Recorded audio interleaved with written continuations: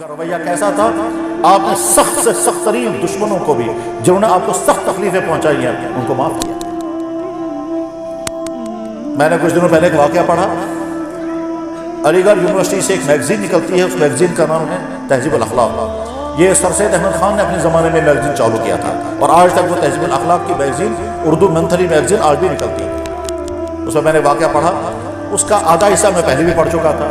South Africa میں ایک بڑے مشہور لیڈر گزرے ہیں جو بہت زمانے تک جیلوں میں رہے اور بعد میں وہ ساؤتھ افریقہ میں پریزیڈنٹ بھی بنے تھے، سب کو نام معلوم ہوگا، منڈیلا کے نام سے مشہور ہے۔ جس وقت وہ رہا ہوئے تھے تو میں نے بارہا ان کے انٹرویو پڑھے تھے، وہ کہتے تھے کہ صاحب جیل میں رہتے ہوئے میں نے محمد رسول اللہ کی زندگی پڑھی، میں حیران ہوتا ہوں کہ جب مکہ ان کے قبضے میں آ گیا تو سخت ترین دشمنوں کو انہوں نے کیسے معاف کیا تھا اور کسی سے کوئی بدلہ نہیں دیا۔ یہ وہ بار بار اپنے انٹرویو میں کہتے تھے۔ میگزین کے اندر میں نے جو واقعہ پڑھا اس میں منڈیلا ہی کے متعلق لکھا ہوا تھا کیا کہ یہ صاحب کبھی کسی دن غالباً جوہانسبرگ کا یا ڈربن، دو شہروں میں سے کسی ایک شہر جو ساؤتھ افریقہ میں ہے، جوہانسبرگ یا ڈربن شہر کا دورہ کر رہے تھے چونکہ پریزیڈنٹ ہیں۔ دورہ کرتے ہوئے بعد میں انہوں نے کہا کہ بھائی دیر ہو گئی ہے، ہم بجائے اس کے کہ وہاں واپس جائیں گے، ہم کسی ریسٹورنٹ پہ کھانا کھائیں گے۔ سیکورٹی افسر فوراً چلے گئے، چیک کیا اور اس کے بعد پھر جس ریسٹورنٹ مناسب لگا وہاں پہنچایا اور وہاں کھانا کھانے کے جب بیٹھے آرڈر دیا تو پاس کے میز پر ایک آدمی بیٹھا ہوا تھا۔ یہ جو پاس کی میز پر ایک آدمی بیٹھا ہوا تھا اس نے جو ہی دیکھا تو کپ کپانے لگا۔ منڈیلا صاحب نے کہا اس کو بھی کہو ہمارے میز پر آ جائے۔ چنانچہ وہ کپ کپاتے ہوئے ان کی میز کے قریب آ گیا، کھانا کھاتے رہے لیکن وہ کپ کپاتا رہا، گھبراتا رہا۔ اور یہ جو سیکورٹی افسر تھے وہ پریزیڈنٹ صاحب سے کہتے رہے کہ یہ بیچارہ شاید بیمار ہے، کوئی پریشانی ہے اس کو۔ انہوں نے کہا نہیں آپ کھانا کھاتے رہیے، کوئی حرج نہیں۔ بہرحال کھاتے رہے۔ اس کے بعد وہ آدمی صدر صاحب نے اس سے کہا کہ اس سے بول دو کہ ہم تمہارا بل ہم خود ہی ادا کر دیں گے، تم نکل جاؤ۔ بہرحال وہ کانپتے ہوئے وہاں سے نکل گیا۔ اس کے بعد پھر سیکورٹی افسر نے منڈیلا صاحب سے پوچھا کہ یہ بہت بیمار آدمی تھا، بڑا ترس آ رہا تھا۔ تو منڈیلا نے جواب میں کہا کہ بیمار نہیں تھا، دراصل جب میں جیل میں تھا اور مجھے بند رکھا گیا تھا تو بہت دفعہ اس آدمی نے میرے منہ پر پیشاب کیا ہے۔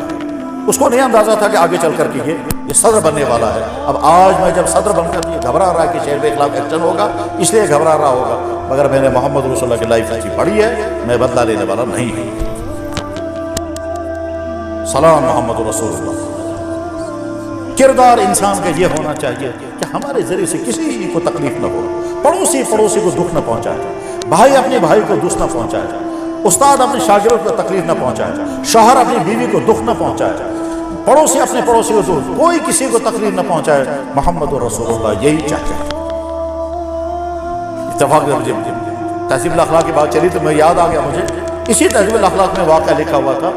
وہ لکھتے ہیں کہ غالباً 1920 میں لندن کے اندر ڈاکٹروں کی نئی ٹیم تیار ہوئی۔ وہ جو میڈیکل کالج کے پرنسپل صاحب تھے انہوں نے کہا کہ بھائی میں چاہتا یہ ہوں کہ آپ لوگوں کو بہت اچھی طرح سے سیاف کریں گے، اس لیے کہ تم اب نئے ڈاکٹر بن کر کے سوسائٹی میں جاؤ گے تو ہم کوشش یہ کریں گے کہ ہم اپنے ملک کے پی ایم صاحب کو بھی بلائیں گے اور اس کے بعد ایک چھوٹی سی گیدرنگ کریں گے، اس کے بعد پھر ہم آپ کو سیاف کریں گے۔ چنانچہ انہوں نے ٹائم لے لیا اور اس کے بعد پھر میٹنگ ہوئی۔ اب پی ایم صاحب بیٹھے ہوئے ہیں اور یہ جو سینئر ڈاکٹر جو ان کے استاد تھے یہ ان کو الوداعی بات کہہ رہے ہیں، نئے جونیئر ڈاکٹر تیار ہو چکے ہیں، ان کو اب فیلڈ میں جانا ہے۔ تو اس ڈاکٹر صاحب نے ان کو کہا میں زیادہ تمہیں کوئی نصیحت نہیں کر سکتا، میں تمہیں صرف ایک بات سناؤں گا۔ جب میں میڈیکل کالج سے فارغ ہوا، جب میں نے ہاؤس جاب کر لیا، اس کے بعد میں اپنے گھر میں تھا، ایک دن رات کو کسی نے مجھے کھٹکھٹایا، رات کے 2 بجے تھی، لندن کی سردی، برف وہاں بھی گرتی ہے۔ میں نے سوچا پہلے کہ رات کی سردی میں کون اٹھے گا، پھر میں نے سوچا کہ نہیں میں ایک ڈاکٹر ہوں اور ڈاکٹر کا ہر وقت تیار رہنا چاہیے، لہٰذا میں اٹھا۔ کہا لگا جب میں اٹھا تو میں نے دروازہ کھولا تو ایک بڑھیا تھی، وہ بڑھیا کپکپا رہی تھی، پریشان تھی۔ اس نے کہا ڈاکٹر میرا بیٹا بیمار ہے اور وہ بہت تکلیف میں ہے، تو مہربانی کرو اس وقت آ جاؤ۔ کہتا ہے میرا ارادہ ہوا تھا میں انکار کر دوں، لیکن میں نے سوچا کہ نہیں، میں جس پروفیشن کے ساتھ ہوں مجھے انکار نہیں کرنا چاہیے۔ میں اس کے ساتھ چلا، لندن کے گلیوں سے گزرتے ہوئے کسی گاؤں میں پہنچے، برف باری ہو رہی تھی، رات کا اندھیرا تھا۔ اس کے گھر میں پہنچا، وہاں جوان لڑکا بیمار تھا، وہ بیمار لڑکے کو کپکپا رہا تھا کیونکہ سخت بخار تھا۔ میں نے اس کو دوائیاں دی اور اس کو گرم پانی پلایا۔ میں وہاں بیٹھا رہا 1-1.5 گھنٹے، یہاں تک کہ بچے کو تھوڑا آرام ہوا۔ جب بچے کو آرام ہوا تو میں واپس نکلنے لگا تو بڑھیا نے مجھے ایک تھیلا دیا پیسوں کا اور ایک تھیلا دیا گفٹس کا کہ تم اس رات میں آئے اور یہ میری طرف سے لے جاؤ۔ یہ ڈاکٹر کہتا ہے، میں نے اسے صاف انکار کر دیا کہ میں ڈاکٹر ہوں اور مجھے زندگی گزارنی ہے لوگوں کی سروس کرتے ہوئے، میں یہ نہیں لے سکتا، اور دیکھو میں آتا رہوں گا جب تک تمہارا بچہ ٹھیک ہو جائے گا۔ یہ ڈاکٹر نئے ڈاکٹروں سے کہہ رہا ہے، میں آپ سے یہ چاہتا ہوں کہ آپ کا کیریکٹر بھی ایسا ہی ہونا چاہیے۔ یہ کہہ کر سینئر ڈاکٹر جو ان کے ایچ.او.ڈی تھے وہ بیٹھ گئے، پی ایم صاحب کھڑے ہوئے اور وہ دوڑ کر کے آئے اور سب سے پہلے اس ڈاکٹر کے ہاتھوں کو بوسہ دیا، اور بوسہ لینے کے بعد کہا 20 سال سے میں آپ کو ڈھونڈ رہا ہوں، وہ بڑھیا جو بڑھیا تمہارے گھر آئی تھی وہ میری ماں تھی، اور وہ لڑکا جو بیمار تھا وہ میں ہی۔ کہا میری ماں نے کہا تو اس ڈاکٹر کو ڈھونڈ جس ڈاکٹر نے تمہارا یہ علاج کیا۔